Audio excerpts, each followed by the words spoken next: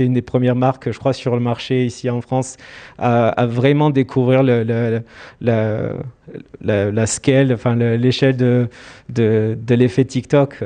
Tu peux nous en parler? Yes, nous en fait on va où est notre audience, donc nous on vise vraiment la fameuse Gen Z. La jeunesse, c'est une cible qu'on vise pas naturellement, c'est plutôt c'est elle qui est venue à nous et donc du coup on la suit et on va où elle va et on essaye de lui apporter ce qu'elle a envie de voir à l'endroit où elle veut le voir. Il y a eu un boom de TikTok en France avec le Covid, mais nous on avait commencé un peu plus tôt, en septembre 2019.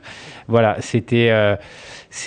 enfin la plateforme n'avait rien à voir avec ce qui est aujourd'hui, tant du côté utilisateur que du côté annonceur. À l'époque, on pouvait pas annoncer, on pouvait juste créer du contenu.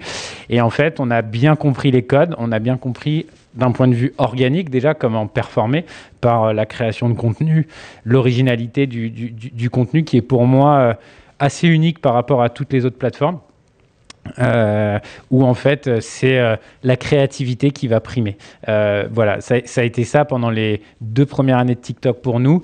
Et aujourd'hui, on a une communauté donc, de 500 000 personnes en France sur TikTok. C'est des millions de vues par mois. Ça varie beaucoup parce qu'aujourd'hui, voilà, on a des vidéos qui performent très peu et il y en a d'autres qui performent énormément.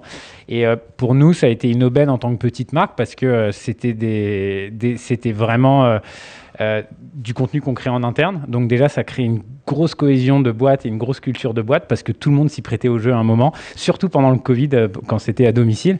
Et ensuite, c'était des frais de production qui étaient vraiment très, très, très, très, très faibles, quoi. On avait un budget accessoire de quelques centaines d'euros, mais on utilisait vraiment l'outil natif pour tout monter.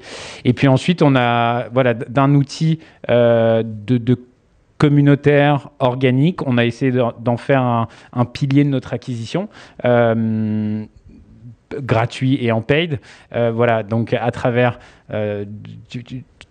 on a vu l'évolution. Nous, on est sur Shopify, mais on a vu toute l'évolution que TikTok a apporté dans notre funnel d'acquisition.